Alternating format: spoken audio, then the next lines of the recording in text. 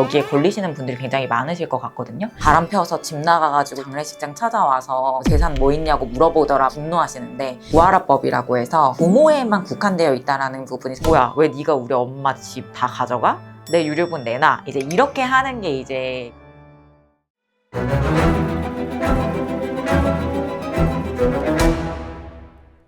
안녕하세요. 알쓸상속의 신은정 변호사입니다. 오늘은 여러분들이 궁금하셨을 것 같았던 유류분 개정안에 대해서 좀 소개를 해보려고 합니다. 최근에 2월 달에 개정안이 국회를 통과를 했는데요. 최근에는 또 국무회의에도 통과를 해서 아마 꼭 공포를 할 것 같습니다. 유류분 사건 같은 경우에는 지난 2024년 4월 25일 헌법재판소 결정에 의해서 헌법 불합치 결정이 나와서 어떤 내용으로 개정이 될지 많은 변호사들도 그렇고 이제 의뢰인분들도 궁금해하고 계셨는데요.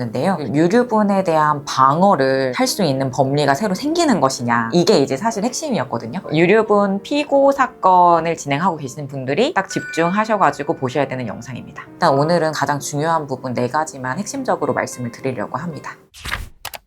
핵심적인 4가지는요. 첫 번째는 상속권 상실이 됐거나 아니면 상속 결격 사유를 받은 상속인의 대습상속인은 더 이상 대습상속인이 아니다 라는 거거든요. 상속권 상실자의 배우자나 자녀는 더 이상 상속을 받을 수가 없게 되었고요. 두 번째로는 유류분 반환 방법이 원물 반환이 원칙이었는데 이것이 가액으로 청구할 수 있는 것으로 변경되어서 현금으로 받으실 수 있게 되었습니다. 그리고 세 번째는 상속권 상실 선고 대상이 직계 존속에서 배우자와 직계 비속까지 그 범위가 확대되었다는 건데요. 요거는 이제 구하라법의 입법과도 조금 연관이 있습니다. 그리고 마지막으로 이제 가장 중요한 부분은 유류분 반환에서 피고 입장에서 방어할 수 있는 법리에 해당되는 부분인데, 부양을 했거나 아니면 기여를 했다는 이유로 이제 보상의 의미로 받은 부동산이나 재산을 특별수익에서 제외시켜서 유류분 반환 대상 자체에서 뺄 수 있게 되었습니다.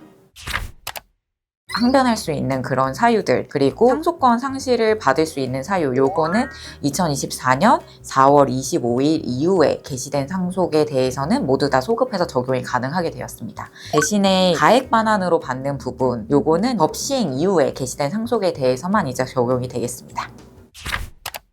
이 상속권 상실 선고가 사실 한번 개정이 됐었던 부분이에요. 이제 많이들 알고 계시는 구하라법이라고 해서 부양 의무를 다하지 않은 부모에게는 이제 자녀의 상속을 받을 수 없게 하는 부분이 입법이 되었었는데, 그 부분이 이제 사실 부모에만 국한되어 있다는 부분이 사실 굉장히 아쉬웠거든요. 자녀도 사실 부모에 대한 부양 의무를 이행하지 않는 경우가 많고, 실제로 상속 사건이 부모님이 돌아가셔서 자녀가 상속인이 되는 경우가 더 많아요. 이걸 이제 부모로만 제한을 해놓으니 이 상속권 상실에 대한 부분이 지나치게 이제 적용 범위가 적어서 실제로 이제 사건화가 되는 경우가 흔치는 않았는데, 아무래도 뭐 배우자 혹은 이제 자녀에게도 이 상속권 상실이 가능해짐으로써 아주 오랫동안 별거했는데 뭐 재산관계나 이런 것들에 대해서 기여한 부분도 없고 오히려 사이가 안 좋은 그런 배우자인데 이혼이 안 돼 있다는 이유만으로 사실 나중에 상속인이 되시는 경우가 많거든요. 그러면은 자녀분들이 굉장히 막 억울해하세요. 바람 펴서 집 나가가지고 연락도 안 되던 사람이 갑자기 우리 엄마 이제 죽어가지고 장례식장 찾아와서 재산 뭐 있냐고 물어보더라 분노하시는데,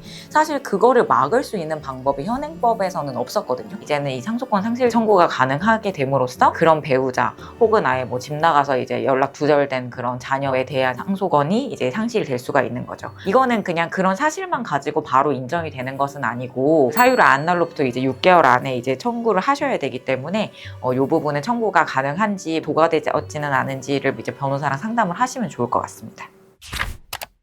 피고 사건이라고 생각하시면 되거든요. 유류분 반환 청구 사건의 피고 입장. 근데 이제 이 피고 입장에서 우리가 이 사건을 어떻게 변호할 건지 방어할 건지 이런 부분인 건데요. 부모가 그렇게 나를 오랫동안 이제 봉양을 하고 같이 살았던 자녀에게 본인이 살던 집을 이제 넘겨준 거예요. 왜냐면은 나랑 계속 한 30년 같이 살았으니까 내가 죽으면 이 자녀가 여기서 살으라고. 괜히 이제 뭐 이제 딴 데서 잘 살고 있던 다른 자녀가 뭐야 왜 네가 우리 엄마 집 다 가져가? 내 유류분 내놔. 이제 이렇게 하는 게 가장 억울해 하셨던 사안이거든요. 이럴 때 사실 저희도 좀 난감했던 게, 따로 이런 피고분들을 방어할 수 있는 확실한 법리가 없다 보니까 대법원 판례도 아니고 지방법원 판례에서 특별수익에서 제외시켰던 그런 사례들 가지고 이제 최대한 방어를 해보는데 인정되지 않는 경우가 좀 더 많았어요. 그런 부분을 완전히 명문화해서 이 법 사유에 따라서 유류분 반환에서 제외시켜달라라고 이제 할 수가 있게 된 거거든요. 구체적으로 이제 얘기를 한다면 이 증여를 받은 이유가 내가 부모님을 부양한 대가로 받은 거라고 하면 유류분 반환 대상인 특별수익에 해당되지 않는다라는 그런 법리여서